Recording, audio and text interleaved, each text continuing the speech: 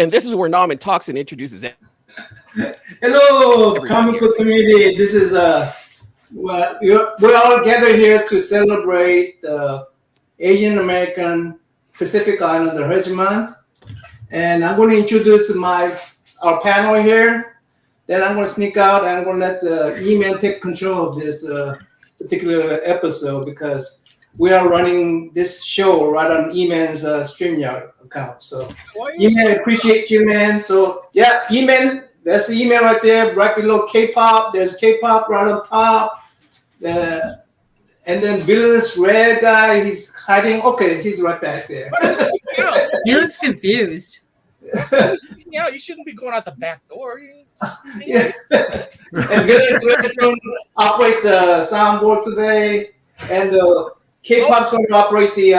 She's going to answer all the questions from the chat. She's going to keep track of chat questions. Yes, I will. We'll also do that, and Cantonese will also play the backup on that. So here's our Cantonese guy. So hey, E-Man, take over, and I'm going to sneak out. And Don, please. I know Don. I already met Don. I appreciate you, Don. And I'll be back. I'll be back to give away prizes from Don's store. So you better be back now, man. Yeah. This is all you're leaving the prisoners in charge here. All right, we'll see you in a bit, Norman. Okay. I want some bonchon chicken. All right, you guys, are you guys ready for this right here? Let's go ahead and introduce our guest for tonight. You've seen his work on the interior pages of DC Pride 2023. He was tasked with creating amazing covers for the Spawn universe, which includes Spawn, King Spawn, and Scorched. He has his own creator-owned comic called Rise, which is out now on Scout Comics. His talent was noticed by the San Francisco nonprofit group Soma Filipinas and was asked to illustrate pages of the Clan of Saints Bay. He's even created his own superhero universe in Pinoy Pantheon. Ladies and gentlemen, Master Don Aguillo. Woo! Wow. Take a breath, E-Man. Take a breath. Take a breath after that intro. Oh my God. Don, welcome to the show. We really appreciate you being here tonight. Welcome to Asian American Pacific Islander Heritage Month. Like Norman said, we are definitely showcasing a lot of Asian American artists in the comic book, and not just comic book industry, but all around. And we are honored to have you here tonight, my friend. Thanks for having me. We are in the process of of celebrating the month also through the dance company. I'm trying to do some stuff through art, so I'm glad to be swept up in it in the industry, on the industry front too. So thanks for having me. Oh, you said dance. Yeah. Are you a breaker? I wish. Somewhere in the multiverse, I'm fantastic breaker, but no, I'm a Filipino folk dance. Oh, okay. So you were part of the whole nice. I guess the whole PCN night at San Francisco State or something like that, right? Yes, we're the professional adult organization. We actually help SF states, PCNs, USFs, PCN groups. So we're not in school anymore. We're going to touch on all of that tonight, Don. Everyone who knows you right now knows you because of all the covers that you've done recently.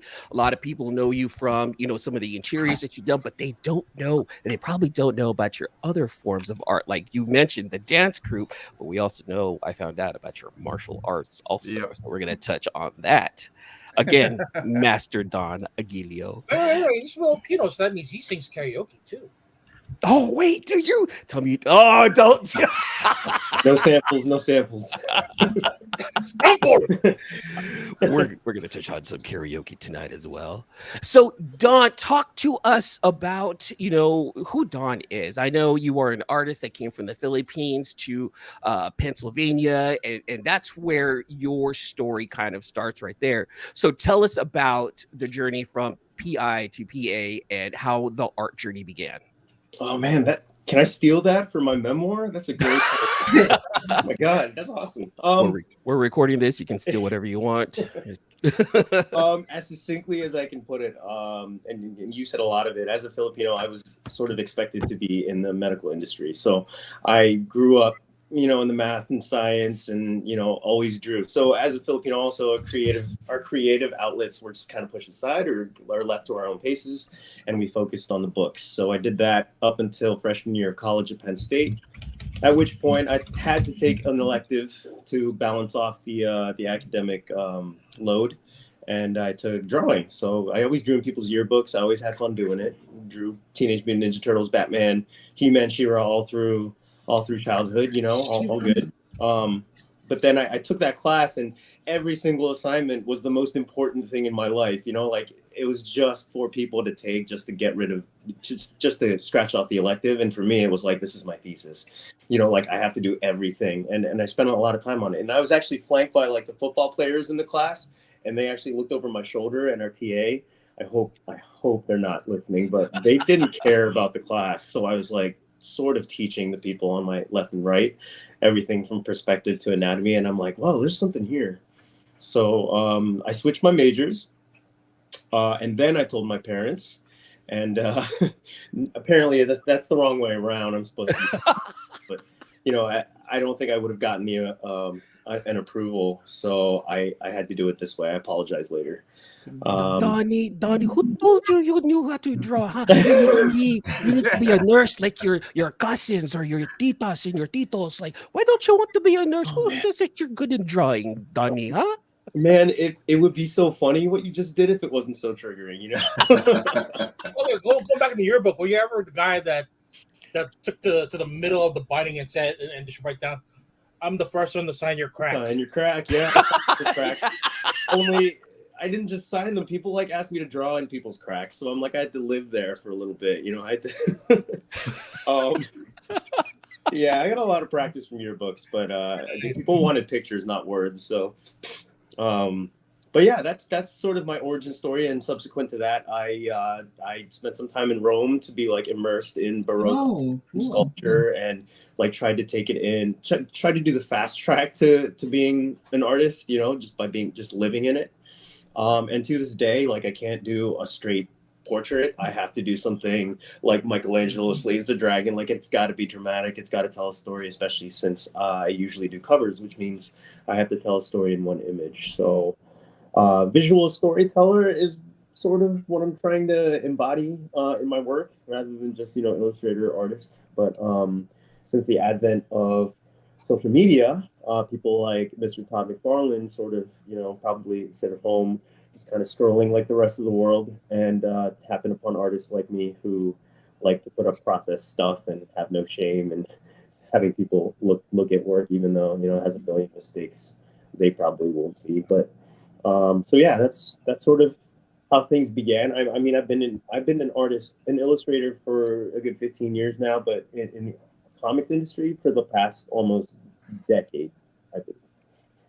We're gonna definitely touch on the Spawn universe here shortly, but I want to know a little bit more about Rome. I'm a travel guy. I like traveling. I like food and whatnot, but we'll get into that also. Tell us about your experiences in Rome, and you know, how was it culturally for you going from the Philippines to PA to Rome and then studying there for about a year? In terms of cultural identity, I didn't really figure out who I was as a Filipino American until I came to the West Coast. So hitting those places, growing up in sort of central Pennsylvania, it was tough to figure that out in terms of my identity. Until I got to Penn State and I met other Filipinos from like Philly, New York, but I'm from like State College, Pennsylvania. So I was the small town kid amidst all these like inner city Filipinos who spoke the language and everything. So going to Italy though, besides being immersed in art, Filipinos are sort of like second-class citizens there. We hold doors for people in our service industry, and you know, it's that kind of thing. So in the Philippine diaspora in Italy, when I'm walking around carrying like a laptop, other Filipinos will see me and they're like, why do you have that? It was weird. But Italy was fantastic. I was actually planning on living there for a little bit if nothing was going to happen here upon graduation. But I started heading west as soon as I took off the cap and gown. I touched I touched down in Texas for a little bit. Got my feet wet in an animation studio, which gave me a chance. Like I literally said, I gave them my physical portfolio when those things existed, when those were relevant. And my director over there gave me a chance. He was like, I don't think you've got the chops yet, but I think you've got a lot of potential, and I think you want to learn. So sit in this chair, stay with me, and I'll show you the way. So to this day, he still follows me, and he cheers me on. So I haven't heard much about your Texas route. Tell us a little bit more about that. You said an animation studio, right? Like what animation studio? Yeah. It was on the way to California. I detoured for a little bit. I have family there, so it was sort of halfway, you know. And I was young and dumb, so I'll try anything. So I don't think I was ready for California yet. I don't know. But Texas was good. I happened upon that animation studio. I didn't chase it there or anything like that. But my freelance work began there, and I started to figure out remote work, and a lot of everything you see in my store, for example, and most of the work that you see now, it's a digital process. So I learned a lot, and I self-taught on the tablet over in Texas before I touched down in California. And real fast, let's talk about the equipment that you use. So currently, what are you using for your art? You know, I'd like to say I have a huge list and be all technical and give you the specs, but it's just Procreate on the iPad. I mean, that's most people right now. I have this Cintiq like desktop, which basically acts as a monitor these days, and it's really sad because I dropped some serious dough on it when I bought it. But eventually I'll get back to Clip Studio Pro, which is what I have on my desktop. So those are my tools. But what you actually don't see is that I am surrounding myself with traditional tools, because in the advent of AI, most of us industry artists are getting together, having dialogues about like, well, how are we going to stay relevant? How are we going to, how are we going to beat these AI artists? I don't know who I'm alienating or offending here, but I don't care. I lost one project to AI 2 weeks ago, and so I'm not going to be apologetic about my stance on it. And you shouldn't. I totally understand that right there. You know, they certainly aren't. I've gone to war with some of them online, and I'm like, I'm going to wait. We're not in the Trump era. I've wasted my breath there, so I'm like, I'm going to stay right in my lane.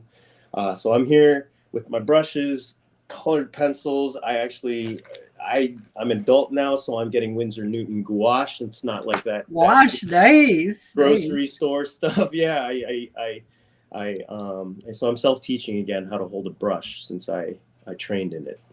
Now, Katie's an artist herself, and she definitely likes to dabble in this realm. Katie, I don't know if you want to take over at this moment right here. Yeah, so I love art experimenting. Mixing with mediums is my favorite thing. I love doing inks, and I love doing stuff with watercolor and just going fun at it. To me, it's the most freeing thing, and I love experimenting. Because I was going to ask you that too. When you were in Rome, did you get to mix up a whole bunch of mediums and just test stuff out? Because you were in Rome. Come on, art capital. Let's go. Yeah, in the art capital though, they speak, the art languages are really specific. So even the kids are like critical, I was sitting in Piazza del Popolo, and I had my sketchbook, and I was just drawing people, and the kids playing football, our soccer football there, just like come up behind you and look over your shoulder, and then they like touch your paper, and they said some stuff about the drawing, and I'm pretty sure they said, oh yeah, its head's wrong, and oh yeah, that doesn't look very good. Like they're really critical. And I guess the kids there they're so transparent and open about expression, especially when it comes to the arts. But in terms of like medium, I think they were really they're sort of classicists in the medium. So it's like if you're going to do a charcoal drawing, charcoal, Conte, like stay there, or if you're going to do an ink drawing, ink on brush, pen and nib and that kind of stuff. So. I didn't get to really experiment until I got here, after I explored each of those processes like in their own. That's awesome. Yeah, but now it's mixed media. I'm just like, oh, gouache is the best. Dirt and dirt. Yeah. Slap it on there. Oh yeah, it's fun. Oh, dude, I my favorite thing is black paper. I'm really into art game paper, and I will do metallic Sharpies and charcoal over it. It's my favorite. It's my favorite. It's my favorite. Let's go. Yeah, let's mix all kinds of stuff. Let's get gnarly. I feel like I have not completed an art piece unless I made an absolute mess. See, that's not second nature to me anymore. Like I have to be like, okay, do the underdrawing now. Yeah. But I'm like, I need to get messy again because that's where it's fun. Gotta get messy. Gotta get messy. That's why I truly, truly, truly love spray paint artists and airbrush artists, because they just so free with the form and how they do they just go with it. They don't care. And it took me like 35 years to realize, it doesn't matter. You don't have to be perfect. Cause I used to be strict portrait artist, pencil portrait artist. And I would be like 100% getting it to the thing. I have been having more fun in the last couple years since I have given up the attitude it doesn't need to be perfect, make mistakes and just jump right in it and then just have fun with, what you're doing. And I'm having way more fun with art that way. Yeah. Can you draw me like one of your French girls? I can, yeah. Are we doing For the love of God, don't do that, Katie. Or do it. I'll buy it, actually. We could do a late night art stream one day, just draw each other. Let me tell you, it'll be fun. And Billy over here is also a great artist, and he would definitely come on and accept that challenge and draw you all saucily. Let me tell you. Yeah. All right. Here you go, Red. There's our topless show right there. We'll go ahead and go topless. Perfect. Full nude this time. Full nude. Full nude this time. I'm in. Let's go. Done. Let me page. Let me switch it up just a little bit. Now you've gone from this is the trajectory here now. So you've gone from the Philippines to Pennsylvania, right?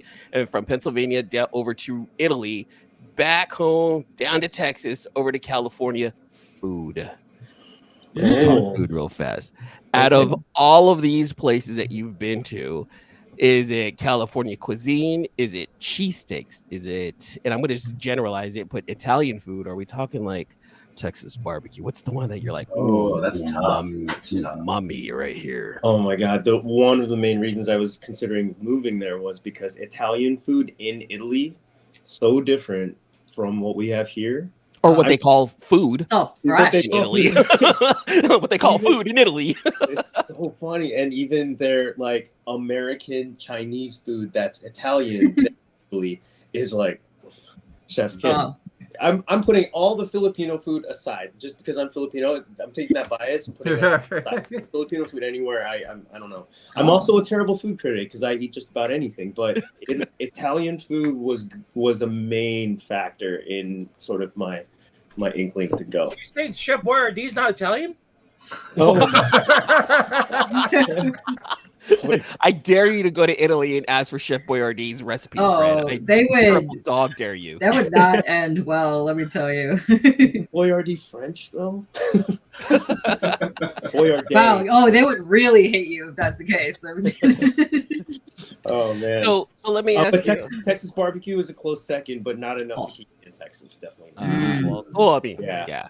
Austin maybe. Right? Oh no, yeah, Austin, yeah. Austin. But I didn't live in Austin. You know what? I was considering moving to Austin, and food again was a major food and culture. Food and culture was a major factor.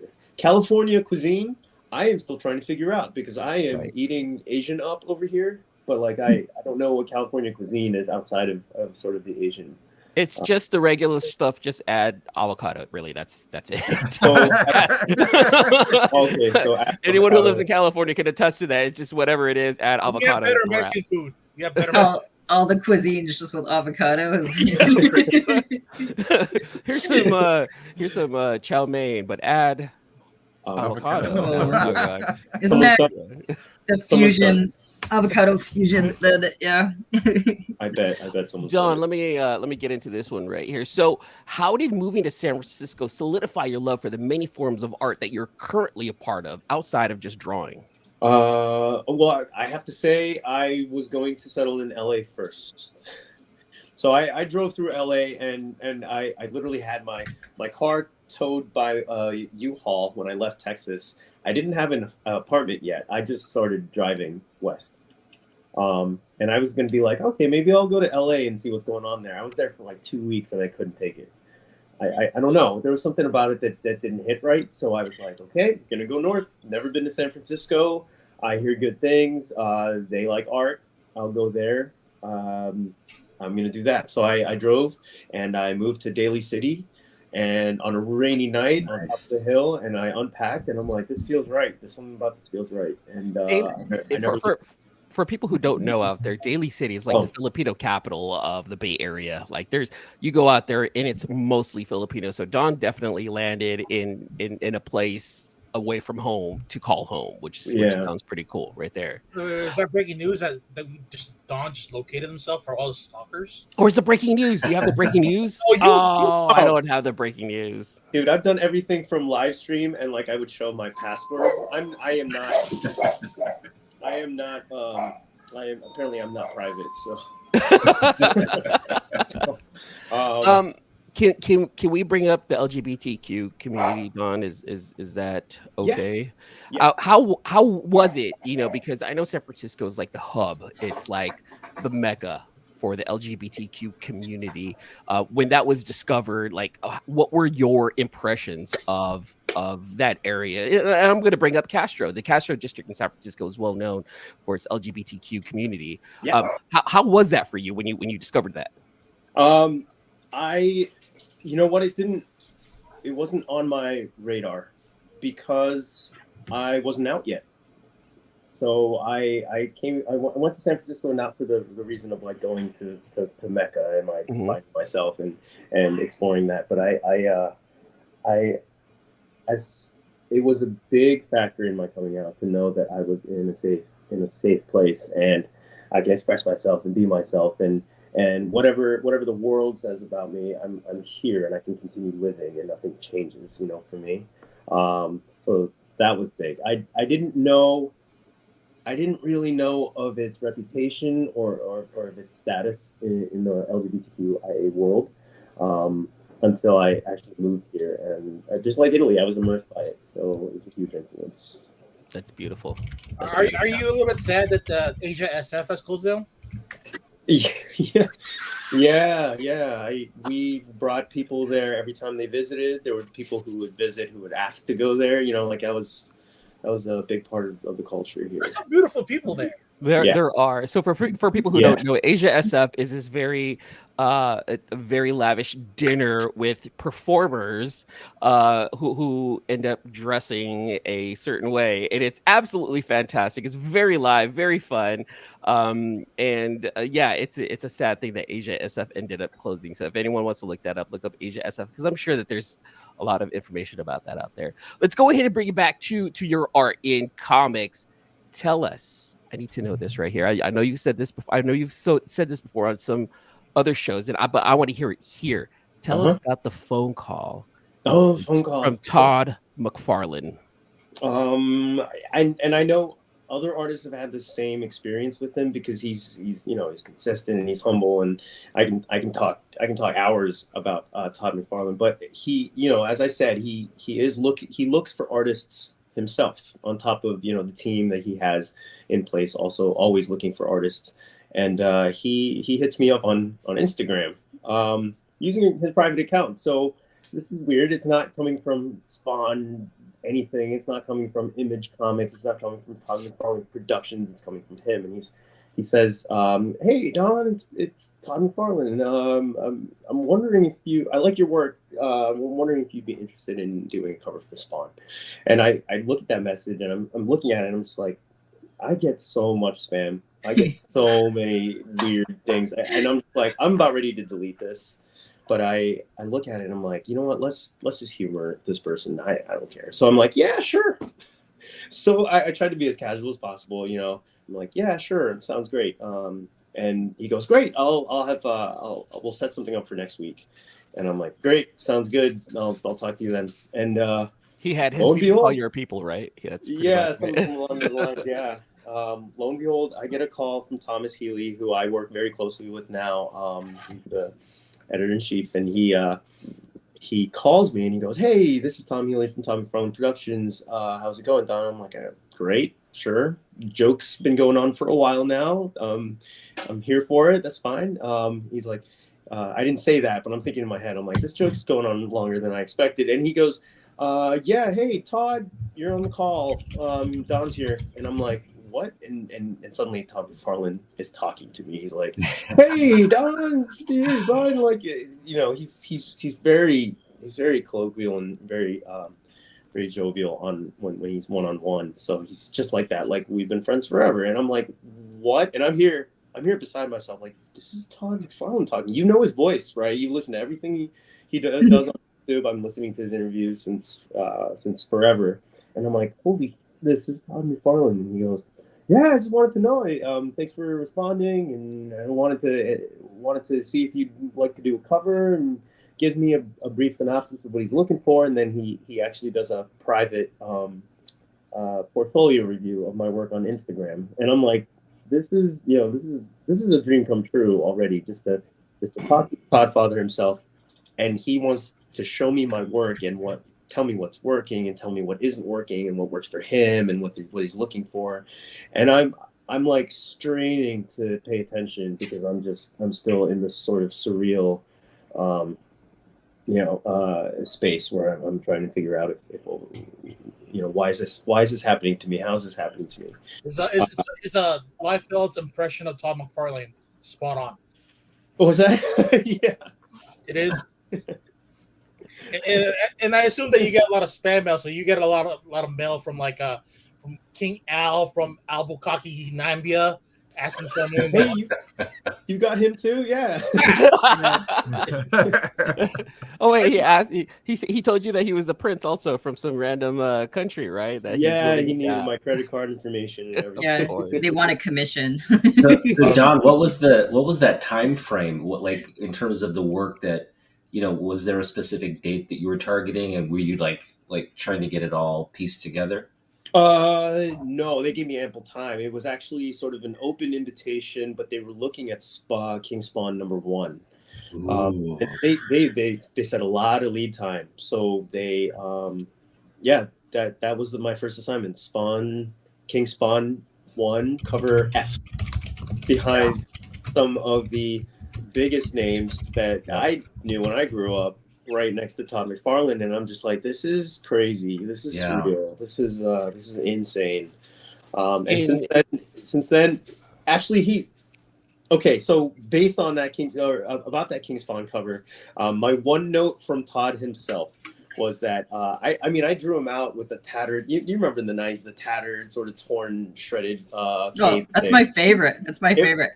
Yeah, and it's my biggest memory of Spawn. But my one note from him was like, yeah, we sort of cleaned up the cape a little bit, so I'm gonna need you to smooth out those edges. And I'm like, oh man, no, bring it back. Bring back the tattered cape. That's why. So did you back the Spawn Kickstarter figures? Okay, I backed it, and it's my absolute favorite thing is the cape on that thing. It's the most fantastic thing ever. Yeah.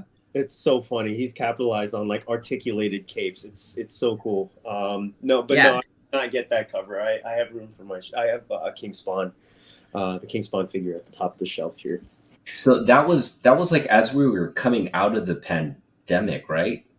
Right around the 2021. Yeah, the tail end. I think it was in the middle of the pandemic, actually, right? Yeah. Which one? The Kickstarter? Yeah, like technically, it was still kind of height of pandemic. Yeah. We were hitting like it was at the height. Mm-hmm. Or maybe just past. And he said himself, like, the pandemic was a blessing in disguise, but he knew it was going to be temporary, that the publishing was going to get sort of a breath of fresh air because people were at home and people were reading and people had time. So he took advantage of that, and that's when the Spawn universe expanded. Yep. Yeah. All of us were buying comic books like crazy during that time. 2020, 2021, 2022. Yeah, everyone was at the LCS. Well, everyone was working from home, so everyone had that. I'm going to take lunch. Run over to the LCS right quick. in your best Don Aguillo face, using your theater experience. I need to see the face that you gave the moment you heard that it was actually Todd McFarlane. Hi Don, this is Todd McFarlane. I need to see that face of like Yep. It was the furrowed brow thing. I did the flared nostrils. My mouth was getting dry because I had to talk during this conversation. Like, I didn't know what to say. I was going to be like, oh my God, you're Todd McFarlane. But I actually reserved that for the time I met him in person. And I actually said, oh shit, you're Todd McFarlane. He goes, yeah, I know.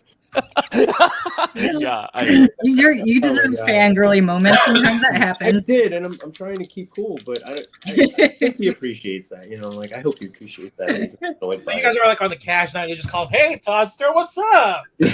Oh man. Oh, it's Todd. Don't worry about it. It's Todd. He's cool. He's cool, folks. Right there. Yeah, and I've heard like Jason Sean Alexander. He has the same story that he went through with Todd, and for him to be my hero, and for him to have the same kind of fanboy moment about him is humbling also.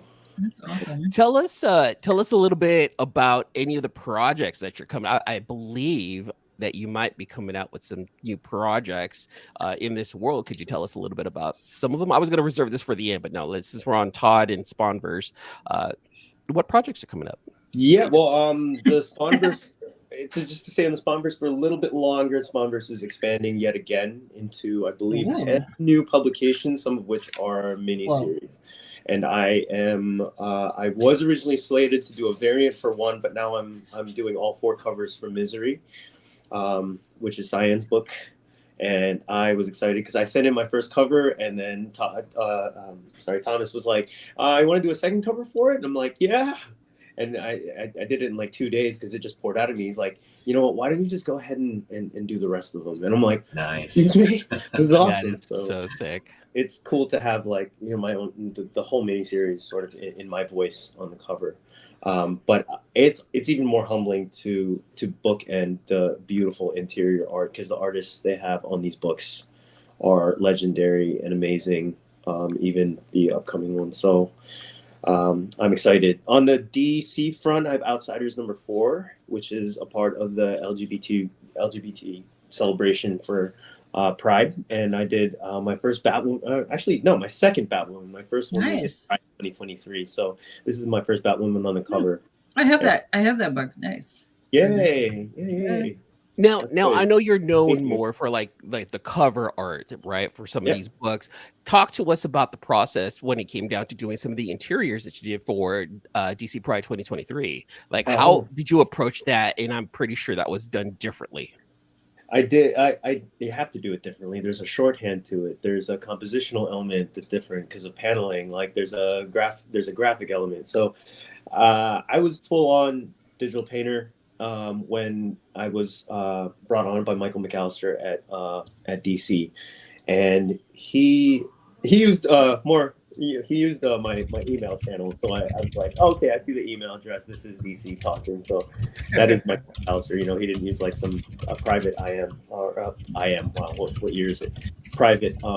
You said I am. You totally aged yourself. Hold on, real fast. Let me cut into this real fast. I saw an interview from 2018 with you on it, and I know that it's the Filipino blood. But why? I think you're a vampire. How is it that you still look the same that you did in 2018 and in 2024? Like you have not aged. No, that's not true. That's probably why I'm wearing a hat right now.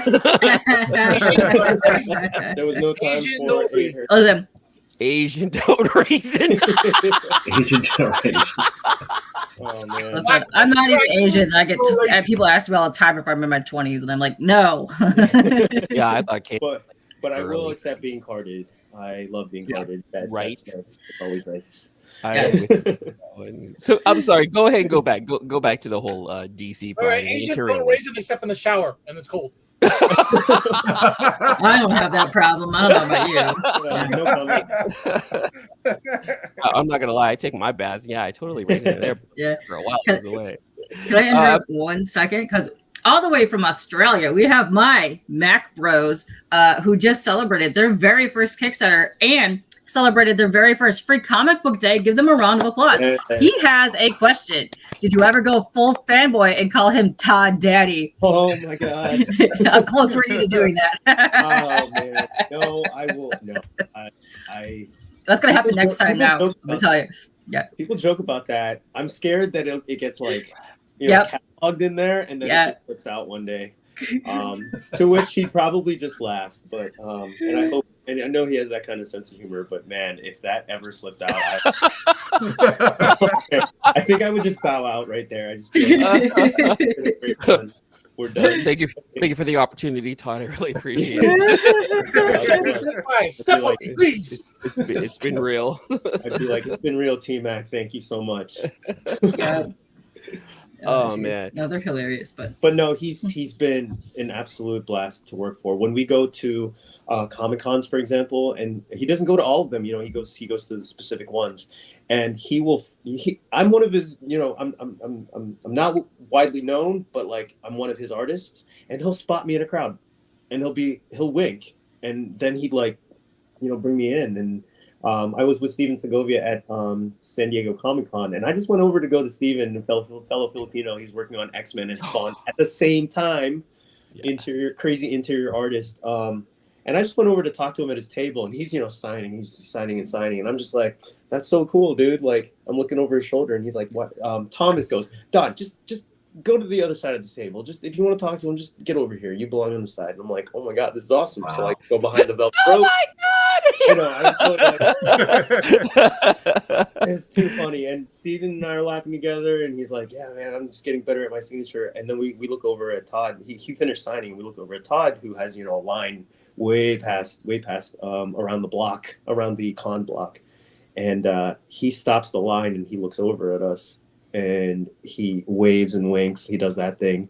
And then he stops his line just to come over to us to talk to his art. Awesome. And then he like huddles us up and like has a little powwow with us and talks to us about, you know, getting what you want, and like, you know your value. And he even says, and all his artists here know this too. He's like, I hire people who can do what I can't do. And he really values like the skill that he brings on to his projects, because he wants people to express themselves the way they do it and not the way he does it. You know, and that is from a humble person. That is not from, you know, his reputation precedes him in many circles. But like if you take that humility and you take that business savvy and you throw them together, that is a powerful being. And mm-hmm. I just want to one day be that on top of the game, you know. Oh, for sure. But he gets mad when he has to stop talking to his fans and like go to a meeting or something. You know, people will be like tapping his shoulder. I can see that happening. Yeah. You know, he's got assistants and like, you got to go to the next thing. He's just like, oh, I just want to talk. You know, I want to say hi to everyone. And he really, and that's his biggest advice to me was like, don't put a wall between you and the people who love your work, because they are the reason you eat. They are the reason you get a roof over your head. Like they are the reason you do what you do. Okay, that's it. Don, I work in San Francisco. We're gonna meet up. I'll treat you to lunch. Just because I like. Make sure you bring the avocados.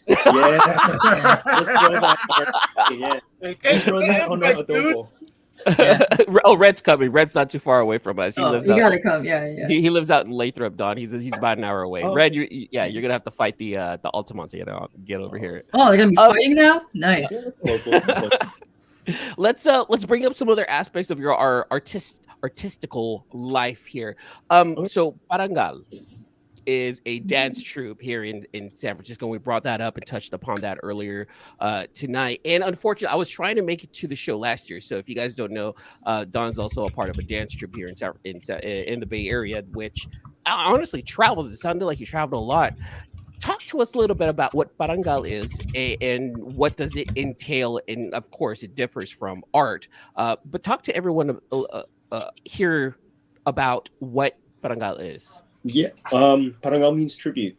And that is exactly what we do every time we perform, every time we take on new work, every time we learn from the culture bearers directly from the Philippines. So the dance company is a nonprofit organization that strives to preserve cultural artifacts like dance, music, ritual, all sorts of everyday living traditions from the culture bearers directly in the Philippines, and to bring them here on a platform, on the stage, which is our platform, to be able to communicate and educate Filipinos and Americans in the diaspora. And now we do international tours too. We've been to Brazil, Slovenia. We've been to Spain, Portugal. We've been to Japan. So we've been we've been all sorts of places doing what we do, and every year we send a crew back to the Philippines to learn directly from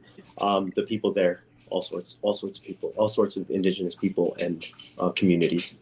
Now, what part do you play in Parangal?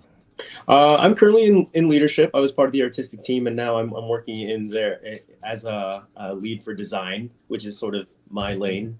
I take on a lot of leadership positions in all sorts of parts of my life, so I had to take a step back from the artistic role, which I feel is a really took a lot of time away from work for me. So I had to find some balance. But now that I get to do design work for the company, it sort of feels like it's in line with my work. I can stay in one lane and stay focused. But when we go, we have open rehearsals, so I teach a lot.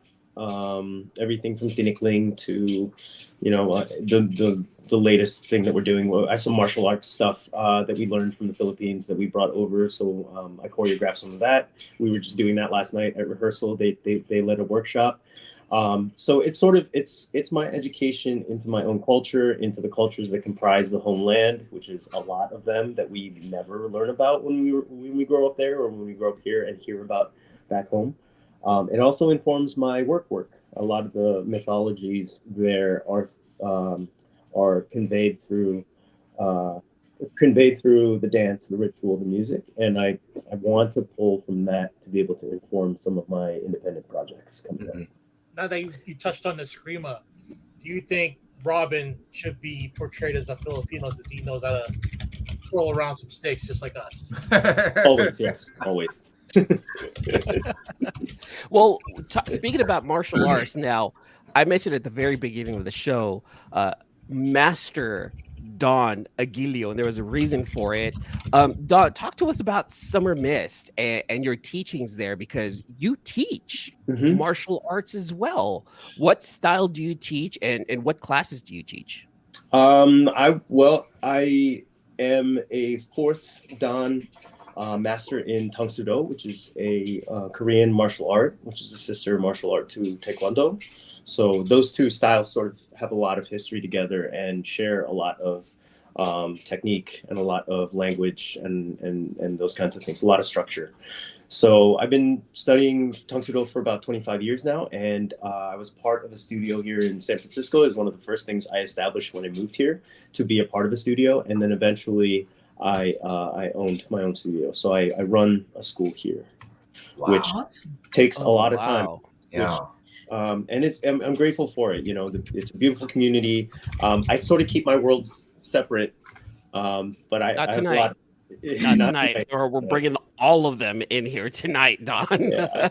It's so Asian American Pacific Islander Heritage Month, and we're going to talk all about it tonight.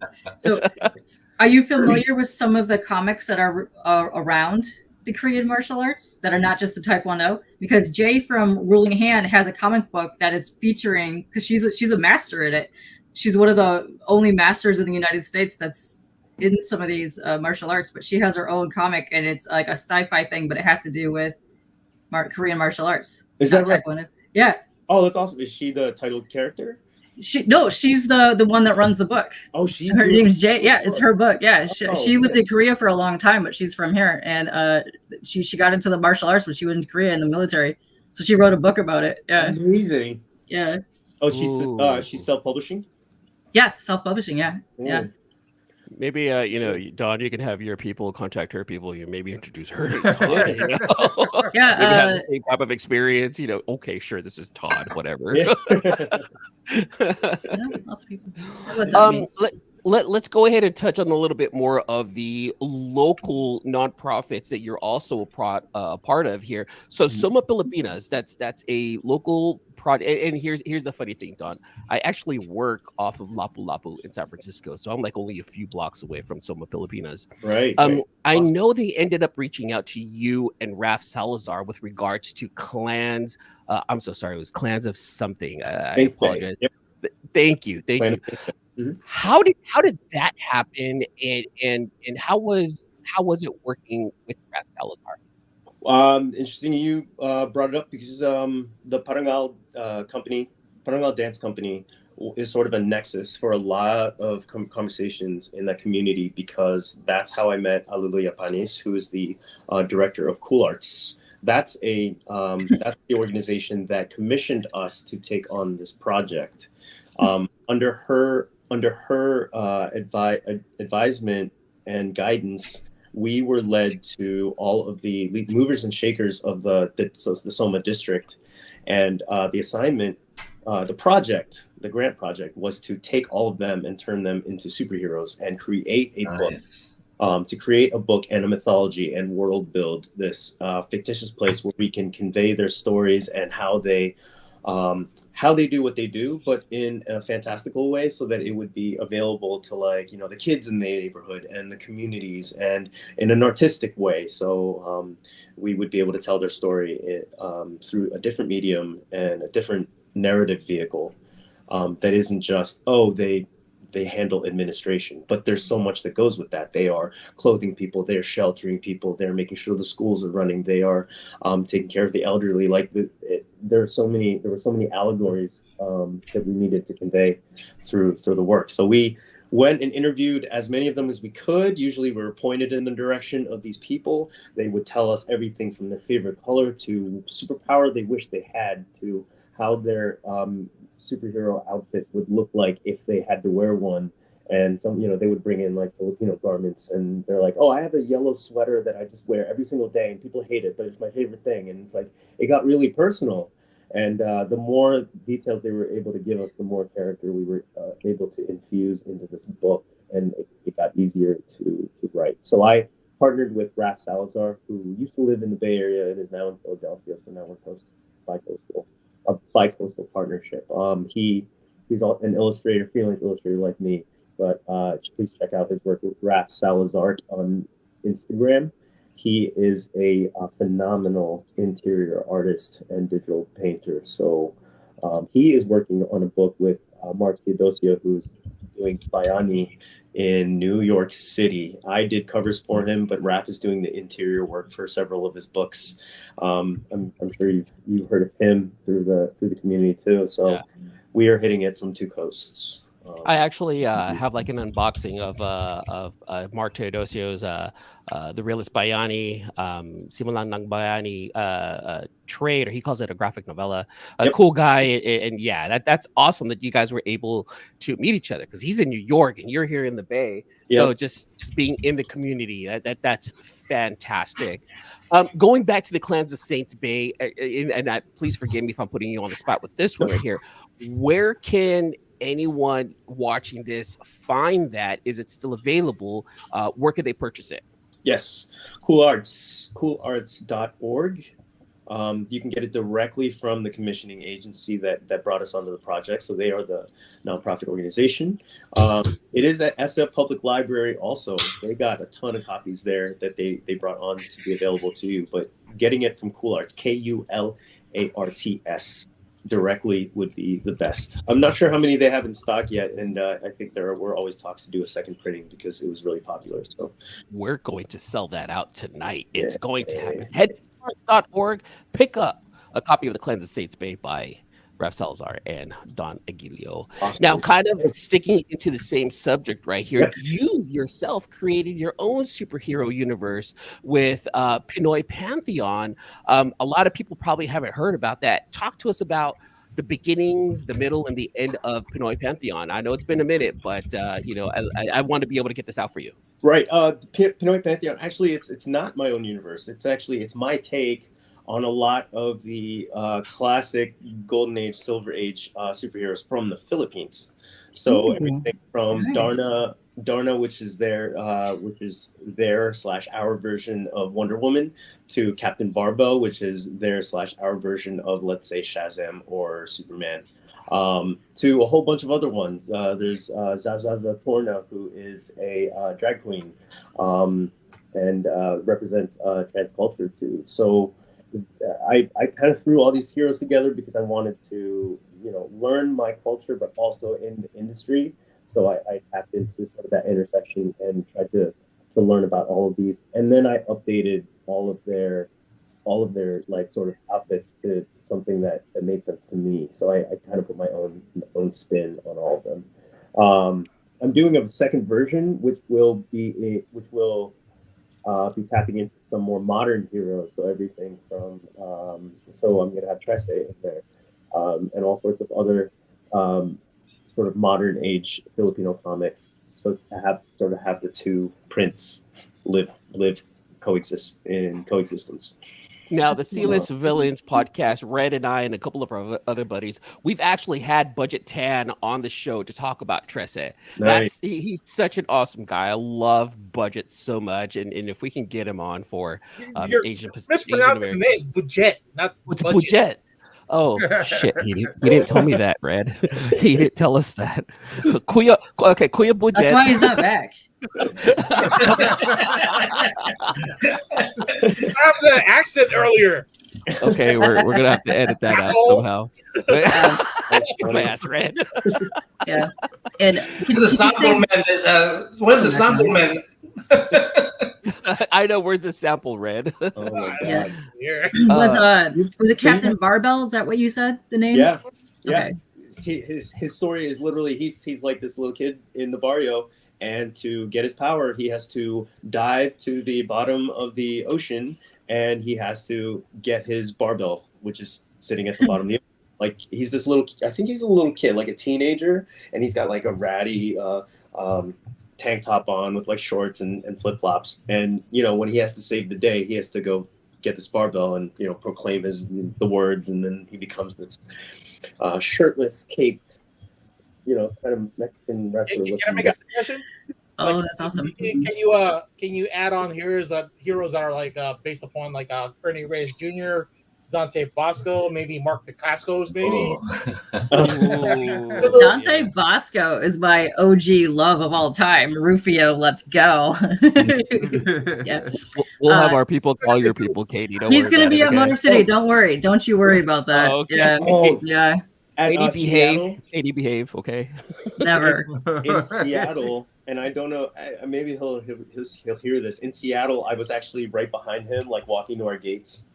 And he'd been we've been at the same con all weekend, so I'm like, I'm sure he's tired. I want to say hi. A picture would be amazing, but at least like, hi, I'm a huge fan. That's all I want to say. I'll leave you alone, right?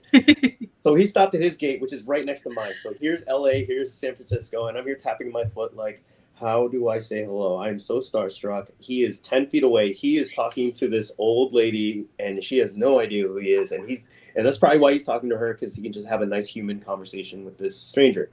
And I'm like, okay, this is it. Hey, they're calling up, the first wave of people, and he's about to go in. He's, of course, like first class or whatever. And I'm like, this is my chance. So I start sauntering over, and I'm like, I'm just going to say hi. And before I get to him, like 5 feet away, this jerk swoops in, and he puts his arm around him. He puts his hands on Dante Bosco, and he's like, yo, dude, can I get a picture? And he whips out his phone before even getting like an answer. Man. I'm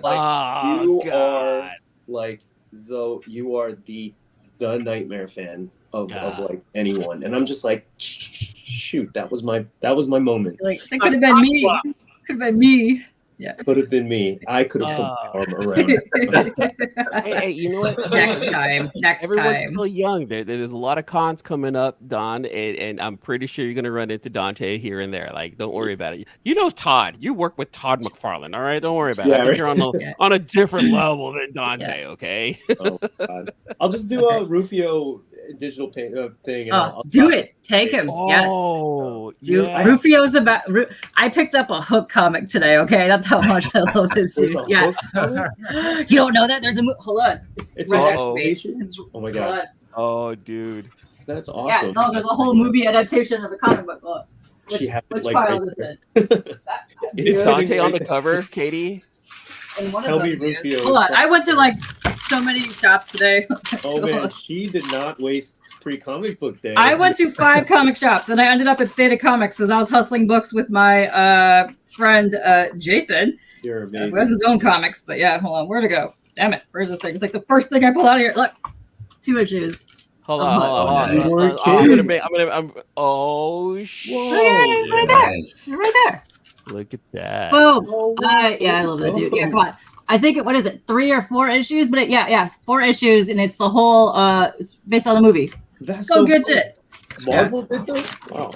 Yeah, Marvel did them. Yeah, add that to your list. Talk about fan. Look at that. Katie came through with that one right there. I Listen. love it.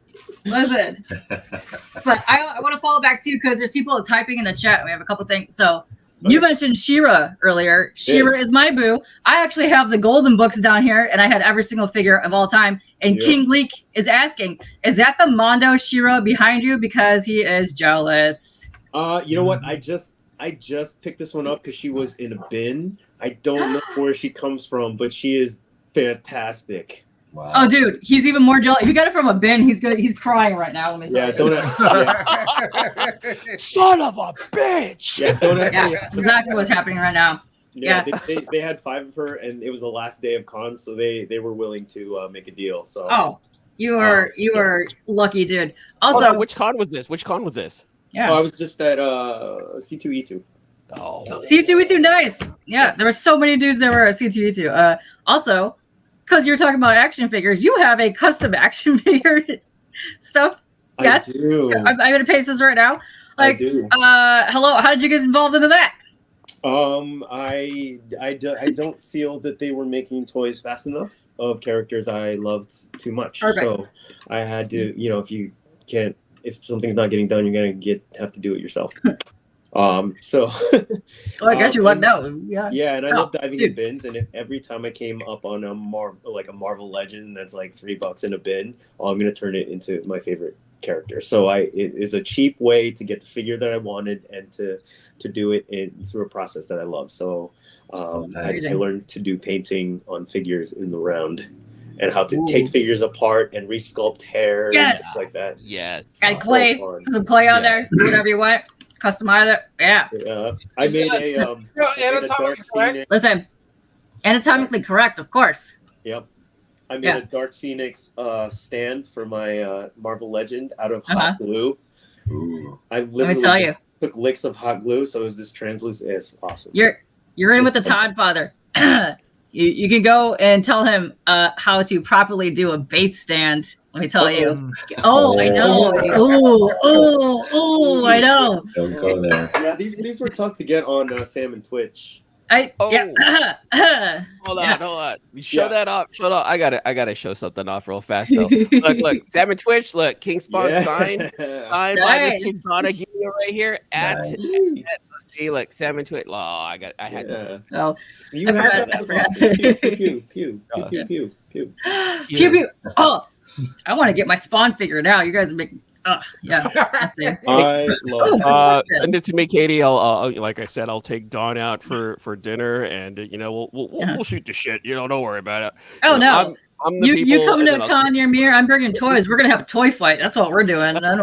We're getting Dante Brosco involved. We're gonna have toy fights. Let's go. I'm coming in my room. I'm playing with my toys. Exactly.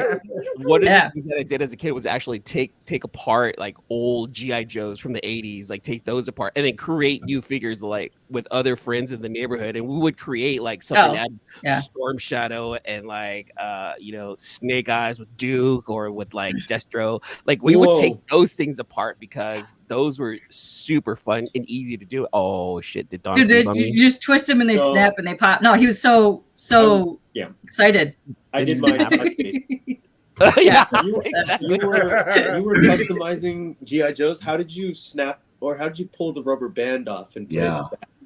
Honestly, it wasn't that hard because when you take off the screw in the back and you take off the torso, it had the rubber band, right? You can take off like the bottom part, and the rubber band really wasn't on there too tight. So it was actually pretty easy to put it right back on. It was pretty cool. Yeah, you're gonna have to show me that. I remember the old 80s ones. The old 80s ones. It really wasn't that hard. It was pretty cool. Yeah. My cousin and I have destroyed many a G.I. Joe figure in the years. It's kind of a rite of passage. But King Leek has a question here. Can you make a custom Neon Revenant? Because he would like, could you use that as a template for your own figure line? Oh, for his own figure line. Oh, interesting. Oh man. I've never done like a commission figure, that's too much pressure. This Too much pressure. is too much pressure. Like I will take months on one figure because it's just for me. But Yeah.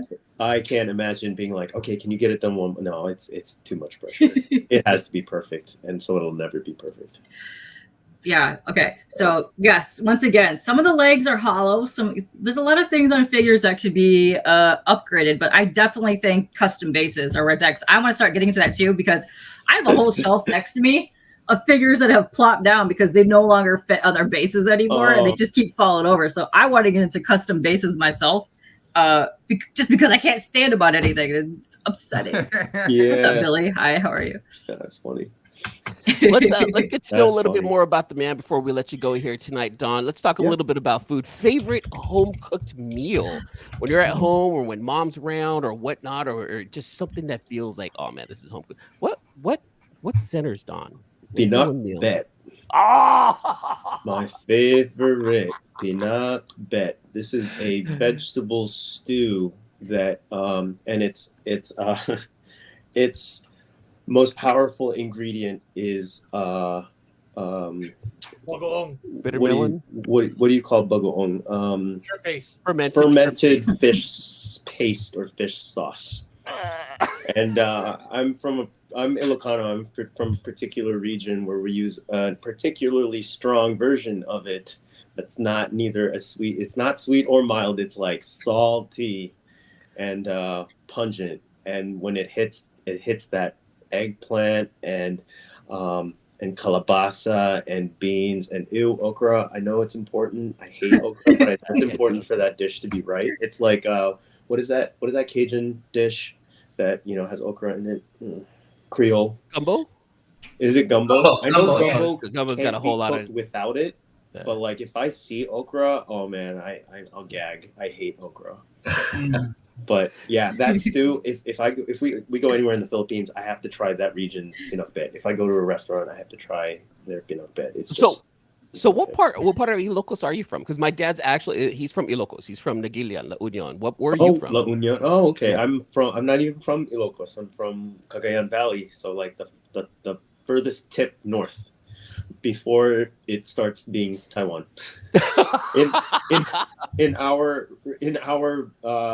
small town, we get more Taiwanese radio stations than we do. Oh, nice. Now we're talking. That's way up north. Yeah. Now, do you okay? Can you cook peanut bet, or is it something that you just rely on somebody else to do it? I think the interview is over. Yeah. I think we ran out of time. You just insulted the man. Oh, he singled me out so shamelessly. I can't cook it. That's so horrible. But I think it was because my mom never trained me to cook it because she always wanted us to go home to have it. So it's manipulative, but I also know for a fact if I tried to cook it, it wouldn't be as good as my mom. Yeah, because you don't want to touch okra. I know. Yeah, I would probably put less okra. But you know what it's like when your parents spoon feed you, it always gets better. So yeah. I know. I love it. Now, I believe Nauman was talking about doing something earlier. Nauman, you want to take over right here? Yeah. You guys want to take a look at Don's store a little bit? Oh. Uh-oh. Uh-oh. Shit, I don't know if everything's on there anymore. Oh man, I have to do inventory real quick. Can you about 25 minutes? Hold on. Oh, we didn't touch on Rise, so we'll bring up Rise here in just a second, Don. So let's go ahead and cue that up. Think about Rise here in a little bit, all right? Oh, wow. What was Rise about? I'm gonna let Don talk about it because that's Rise is my book formerly through Scout Comics. I'm gonna put Don in the middle here. I have I have stepped away from I have separated from Scout Comics to continue publishing it on my own. So Rise is actually going to go through a reboot process and will be either independently published or shopped out to. But that's how I know Don from is Rise. I didn't know him through everything else. I knew him through Rise. Awesome, man. Oh man. So some of these stores item have a blank cover.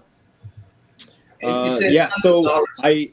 I do blank covers. I do sketch covers. So, for example, I don't know if you saw this, but here's Blade that I just did the other night. Yeah. Okay, I saw that. That was really cool. Somebody making bigger now. Hold on, let me go ahead and claim that right there real fast. Hold on, Don. So, Oh, we're gonna make you I bigger. am, There you go. I'm getting used to traditional craft again. So Beautiful, I did a Blade cover. So on this beautiful red that I found at what's it called? Don, I'm taking you out to dinner. Claim that's Yeah.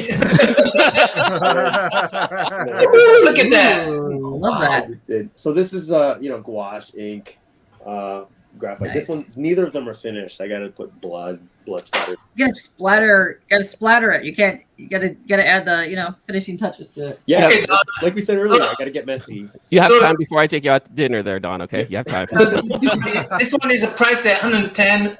Sketch cover. Is that mean you're gonna draw something on this before Yeah. you? So yeah, when they purchase the sketch cover, they I go with them. I go through them on email, and they tell me what they want on the cover. And they don't have to be exclusive to the title. So if you get a Batman book because you love Batman books, but you really love, I don't know, Clifford the Big Red Dog, you can be like, can I get Clifford the Big Red Dog on a Batman cover? I'm like, yeah. He's gonna be in color. Yeah. He's gonna be in color. Wow, actually, this is a really good price for $100, man. Yeah. Yeah. So I want to make it accessible. I want to make it so that I get my practice on, because I want to up my game in traditional medium. I want to be able to do 11 by 17s quicker. 11 by 17, like full on paintings and Nice. things like that. So head over to his website, everyone, and flood him with work because this man my. needs to eat more. Okay, Not too much. what I'm gonna do is to give away one of those sketchbooks. Oh. So whoever wins. Now, the sketchbook. I don't know if you don't have a means to ship it overseas, right? On your I have. Yeah. You could. Okay. Yeah. Overseas shipping requires just a little bit of conversation regarding method, et cetera, with whoever grabs one. Don't worry about it. We'll pin Namen to pay for the shipping. I'll help with shipping overseas. Don't worry about it, there, Don. If it goes overseas, I'll help out with the shipping there. Okay, sounds good. So we're gonna. So that means I'm gonna keep all the Australian fellows in here. Okay. I don't know if you guys can you see it? Can you guys see it? Hang on 1 second. Mark just popped in chat, so add him to the list real quick. Mark who? Cool. Legion of Comics. Oh, Mark. Yeah. Is up. Legion of Comics. Yeah. I mean, So, in case people weren't So while they're knowing, doing this, right hold here, on a second. Because there's a lot of people that are lurking. If you want to come to the YouTube and type to enter this real quick, come to the YouTube and enter. Just type something, and we'll add you to the list. Because as you guys were typing, we've been adding you to a list to the duck race. Yeah. So Yeah. preferably that you go to my freaking channel. Okay. All right. Yeah. Look, as long as you get eyes on Don, and I don't care whose channel. Don, so while they're setting this up right now, Yeah, I'm just kidding. Go to any channel you guys want to go to. Yeah. favorite restaurant, Don. So if we want to go have some Filipino food, where do you recommend this? Ooh, favorite rest. Oh, besides Gateway Kitchen, Red Stop, because it's all about the fried pork chops there. Favorite Fried pork chops. restaurant. Is Oh, Johnny okay. James? I didn't see. Oh, Comic Jenny's in there. So I did everybody. Let me tell you. Okay. The only person that's not on there is me, but that's okay. I'm gonna bypass myself. So Yeah, take somebody else. take me and Otaku off also, Namen. All right. I don't know Otaku's if out. Jeff wants to be Yeah. in. And take Yeah. Red off too, because no. Yeah. Okay. Well, if I'm taking all the host out. I'm sorry. Yeah, guys. take the host up because I put them at the bottom. That's why, because I wasn't sure if we were adding them or not. So. That's okay. Red, You're don't gonna worry go about out it. to We're eat gonna- and we're have gonna take sharp Don out for, fried pork for lunch chops one or of whatever these days. and avocados. That's fine. With avocados. Okay. GT Done, Key so, Comic was their very first. I'm gonna give him a 2 duck. Dude, he posted Oh. twice, like 5 times in a row, like from I don't- 3 o'clock and like 6 o'clock. He's don't- on the ball trying to be I in don't know here. if that's It's amazing. I don't know if that's I'm rigging it. I'm fair, sorry, Namen. guys. I I'm don't know rigging if it. All right, Don.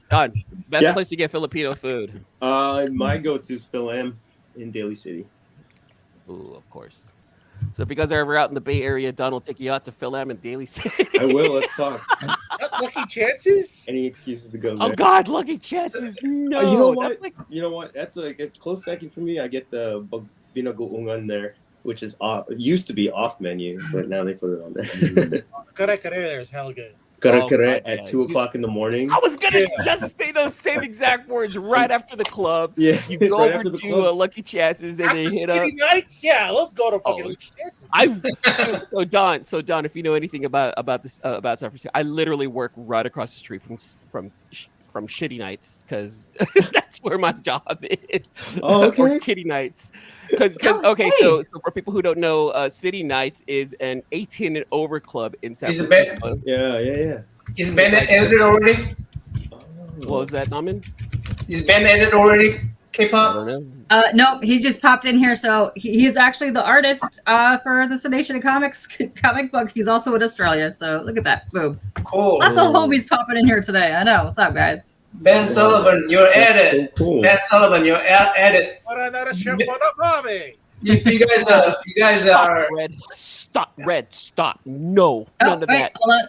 One more time. I got another DJ in the house. What's up, DJ? Hey, DJ's Now- on the house. Now, No, he's not on the list. He just popped in. Now, real fast, to everyone that showed up tonight to welcome Dawn to the stream, thank you so much. In celebration of Asian American Pacific Islander Heritage Month, everyone who came by to hang out and talk to Dawn and ask him questions, a huge thank you guys to you two because you guys made this stream super fun, and we wouldn't be here without you guys and Dawn as well. So, thank you. Thank you, Don. Thank you, Don. He's the bill of the Let's ball. see. Oh no, thank you. Oh, wait. And another upcoming guest that we have just popped in the chat, too. What is up, Alan? How are you doing? Please add Alan to the list. I think Alan's going to be our future guest, isn't he? He Not is gonna be our future guest. He has an amazing he has an amazing comic coming out. What's up, Alan? Alan Wood. You want to be in the list? All right. Well, you're on the list now, so boom. All right, you're in the list. That's Ellen, cool. Ellen, We have a lot Ellen. of creators here. Yes, most of the people in the chat are creators. Oh, that's awesome. That's Ellen, Yeah. Ellen, tell me you are a Wu-Tang fan, man, because that last name has to be down with How long are we going to wait for this? How long are we going to wait for, guys? Just Let's run it. You want to run it right now? All right, last chance. Type real quickly. If not, we're I'm gonna run going to give this. it 10 seconds. 10, 9, 8, 7, 6, 5, 4, 3, 2, 1. I'm done. I'm done. Done. End line. End line. Boom. All right. How long? 30 seconds? He says, I don't know what the list is for, but I'm glad. Oh, dang. Me like one. 37 seconds. Okay, I typed. It's up to you guys if you want to add the meat. Add Meatwad because he was typing it as I typed end line. So add him. I feel bad if we leave him out. Add Meatwad. Okay. Plus, he's got the most bitchin' name of all times. Come on, Meatwad. What? Meat what? Meat Yeah. what? Number Yeah. one. Oh, right. look at this. And this is all about Don. Are we done? Are we done? We're gonna be giving 2 hours Don- later. Yeah, exactly. Yeah. Okay, we can Okay. run this now. Yeah, let's go. 30 seconds. 30 seconds. Drum roll. Blah, blah, blah, blah, blah, blah. Let's 30 go. seconds, guys. What do you want me to say to that? Go like at 34 seconds, like something. Yeah, odd. do something. Hey, what's your favorite number, Don? What's your favorite number, Don? Perfect. 8. So sorry. That's not Shortest Go death 30 rate of all go time. 38. Tommy. Let's go 38 seconds on this one right here. Did we decide to continue today? Was that 38 right? seconds. 38 seconds. Derby today. Okay, I'm going to say that 30 seconds. All right. All right. guys. Look at all those guys. Okay. Buddy, come on, big buddy. Before you hit the start, everyone's asking, what is this for? This is amazing. Oh, what is this for? Yeah, You're going to get a sketch cover from Don. God damn. Yes. You said with sketch actual cover. art on it, not just the cover. And, the winner get to choose. I mean, I guess what I have to do is pay for it, Mhm. then have Don talk to whoever Yeah. on Instagram. Whoever the winner is on Instagram. So I have to Some people only have Twitter, but if that's the case, I'll get their information and have them, and I'll contact you on Instagram if that's the case. okay. But look, And I'll have you, like, email I'm you or from the something. Area, so Don, I got 5 on it. Okay. I got Yeah. 5 on it. This All is right. this is far out. I love this. Good luck to everybody. And if somebody Thanks, wins, guys. I hope you put Rufio on that thing. Let me tell you. Rufio as Batman? That would be Rufio is Batman. Oh, that'd be cool. let's go. Rufio. All right, so you get ready for the race. Let's ready for the race. go. All right, start. Good luck, everybody. Wasn't that Good luck, the- everyone. I feel like he was. Oh my god. Gosh. Longest 30 seconds ever. Right here. It's gonna happen. I think Dawn was on. Go, my duck. All right, DJ is out in the front. We all know exactly what happens when people are out in the front so early. Oh no, Comic Johnny's leading on the. Alan, you're so clever. Come on, Oh, and you're dressed as a vampire? This is great. Let's go. Oh, Ben's definitely Ben. Ben. Ben. in the lead, and he wins. Boom. Check that out, man. Congrats to Ben. You just want a sketch covered by Don. Oh. All right, Ben Sullivan. I didn't mean to do that. There you go. All right. Congratulations, Ben Sullivan. Congrats, Ben. Hold on, wait. Is Ben overseas or He is he here is in America? Australia. He's Australian. Of course he's Australian. God damn it. Hey, you didn't give us rules before this, so hey, boom. There you go. You're fine. I mean, email say he's going to pay for the shipping, so I'm okay. Dawn, don't worry about the shipping. I'll take care of the shipping. You and I will connect on that one right there, okay? Oh, I think Let's see. we're good. So Ben, if you want to reach out, where would be the best way for someone to reach out to you at? Don. Art of Don Aguillo, either through Instagram or Gmail. That's both accounts. Okay. Perfect. Let's Okay, see. I will pay in. I'll just go and pay that on your account. Yeah, which cover? Okay. Send it here. Which cover, Ben? What cover you want? Good There's a question. lot of covers in there. Okay, I really did have to do inventory. The only ones that aren't available, I did one of the Batman Mad Loves. Okay. I think Batman 1 is a. Ooh. I already started a thing for it. So. Okay. So Just saying, Mr. Batman Sullivan, 181. he's already started on some King work. Spot. So King Spot. Oh, Superman. So any of the other ones. barbaric, nice. All right. Superman, there's Wonder Woman, Barbaric. They're gonna be a cool one. Yeah, if you go to the top, if you go search. Let me go ahead. Shut the duck up.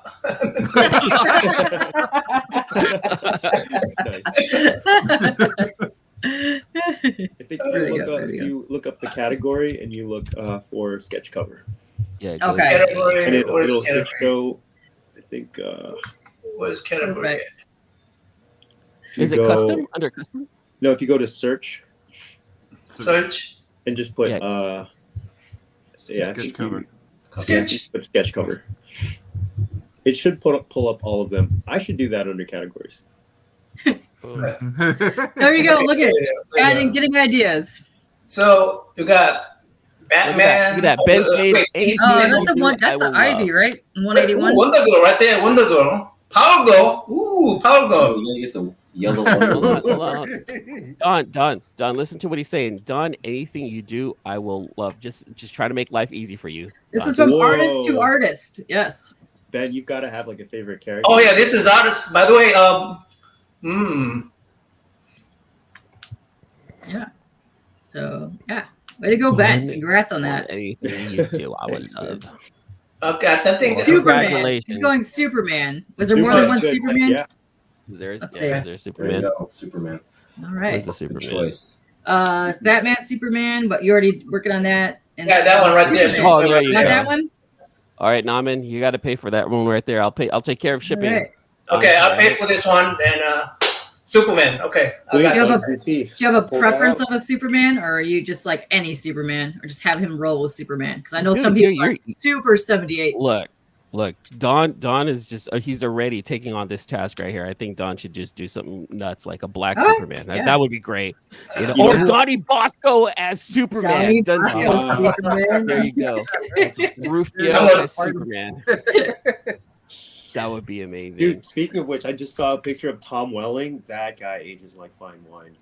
Oh, he's gorgeous. Oh my god, he's gorgeous. Yeah. Yeah. But I'm like, put him in another Superman outfit. He would look perfect as another Superman. Because what was he, 20-year-old when he was in the other thing? Oh yeah, he looks gorgeous. Yeah, great.